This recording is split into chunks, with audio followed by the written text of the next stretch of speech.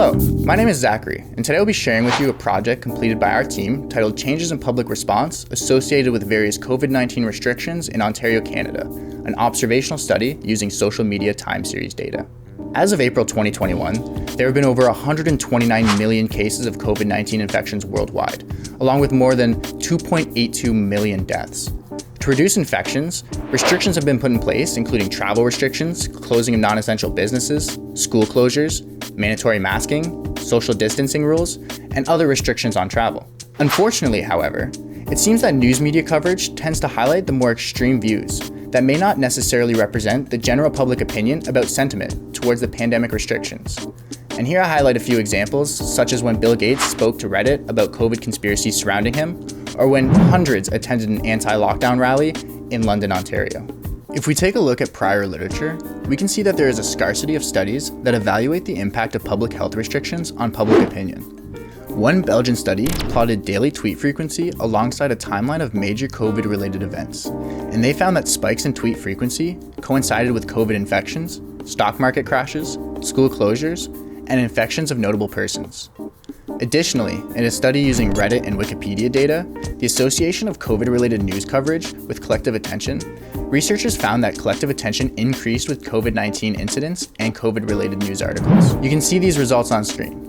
However, these results may under or overestimate the unique contributions of any given factor due to statistical confounding, since the influence of other factors like holidays and announcements are not considered. As a result of these limitations, they are unable to quantify the strength of the relationships between exposure and relevant public opinion outcomes.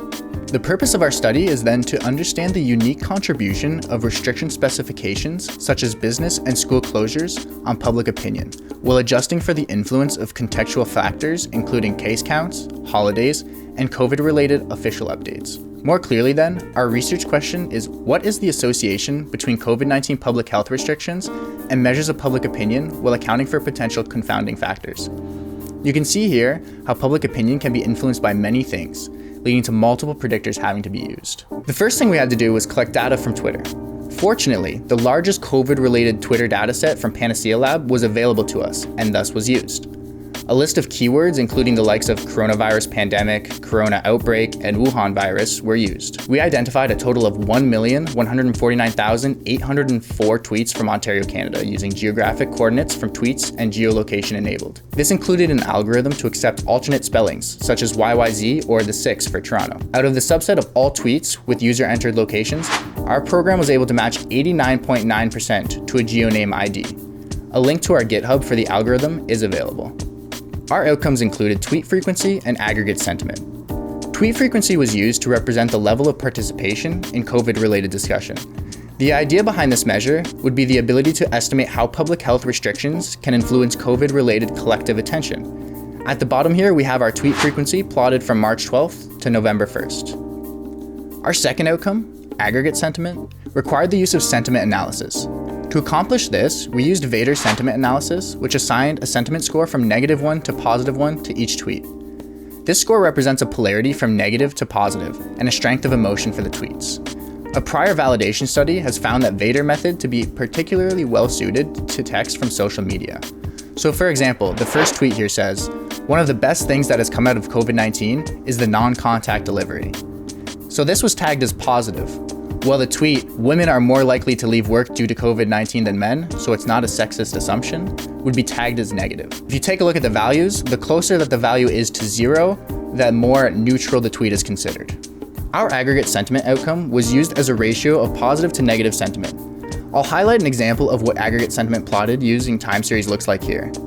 We specifically looked for points which had unusually high sentiment scores, such as April 25th when Ontario announced pandemic pay for frontline workers, and unusually low sentiment scores, such as June 18th when Canada first officially recorded 100,000 COVID cases. To understand all restrictions imposed during our study period, we created a comprehensive timeline of COVID-related restrictions and events in Ontario by consulting with COVID-19 intervention timelines created by the Institute for Health Information, Public Health Ontario, and by various news sources. Since we wanted to predict how public opinion changes over time, our project made use of time series data, and therefore required combining an autoregressive integrated moving average approach, or ARIMA, with regression methods to examine associations. This is generally known as a dynamic regression model and is often used for forecasting and explanatory modeling, as is required by our work. To complete our model, we use multiple variables, plus previous outcome and error terms to predict future results.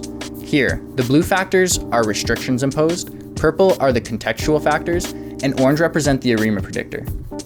After running our tests, we found that additional days of business and school closure were associated with more tweets in a non-linear manner, where one additional day of closure had a stronger effect in the earlier part of the closure compared to the later part.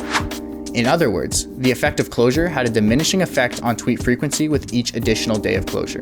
On the right side of your screen, we were able to estimate the marginal increases in tweet frequency that were associated with increases in number of days. The top chart represents the estimations for school closure, while the bottom is for business closure over the number of days closed.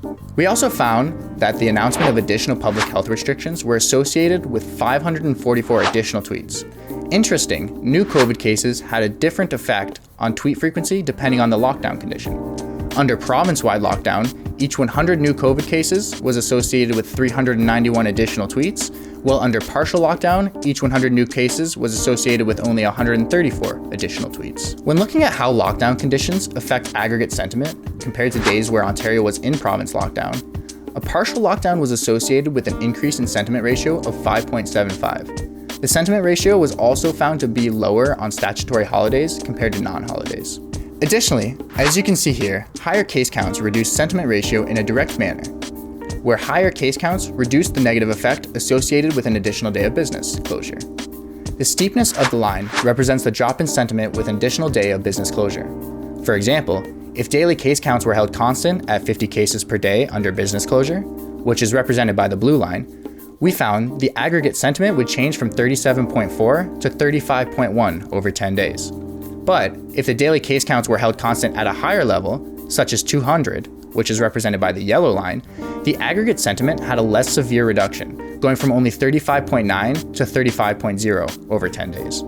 In other words, while business closure had a negative impact, it seemed to be worse on public opinion when you only have 50 cases compared to when you have 200 COVID cases across Ontario.